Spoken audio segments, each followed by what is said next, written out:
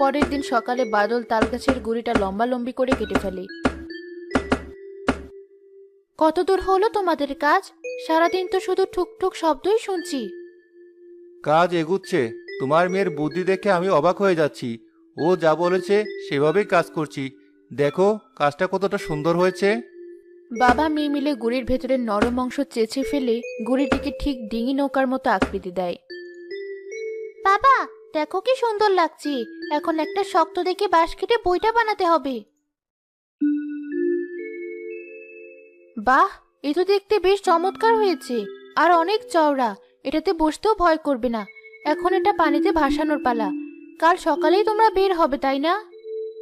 হ্যাঁ, কাল সকালে আমাদের নতুন যাত্রা শুরু হবে।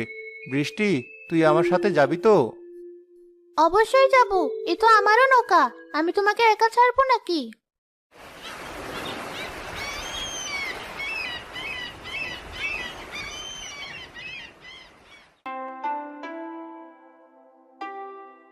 বাবা, আমাদের নৌকাটা কিন্তু একদম তুলছে না। কি আরাম করে বসে আছি দেখো। হ্যাঁ মা, তোর বুদ্ধিটা কাজে দিয়েছে।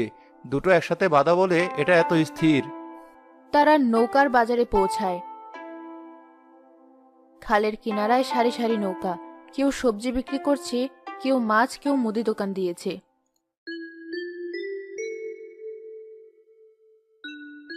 বাদল ভাই, এটা কি বানিয়েছো? এত দেখে অন্যরকম নৌকা। হ্যাঁ ভাই, গরিবের নৌকা আর কি, তাল গাছ দিয়ে বানিয়েছি।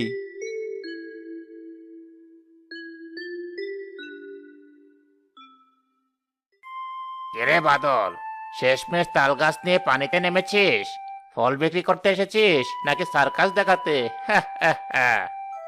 যা পেয়েছি তাই দিয়ে চেষ্টা করেছি জব্বার ভাই। বসে থাকার চেয়ে তো ভালো। এই তাল গাছের ভেলায় চড়ে কে তোর ফল কিনবে? দেখলেই তো ভয় লাগে, কখন জানি ডুবে যায়। আমার মতো এমন শক্তপোক্ত নৌকা বানাতে পয়সা লাগে বুঝলি। তোদের মতো ফকিরের কপালে ওসব নেই। আমাদের নৌকা ডোবার নয় জব্বার চাচা। এটা আপনার একলা নৌকার চেয়ে অনেক বেশি ভালো। আপনি নিজের চরকায় তিল দিন। ওরে বজ্জাত মেয়ে, মুখের ওপর কথা বলিস? তুইও দেখি বাপের মতো হয়েছিস। দেখবো আজ তোর কয়টা ফল বিক্রি হয়। একটাও যদি বিক্রি করতে পারিস তাহলে আমার নাম জব্বার না।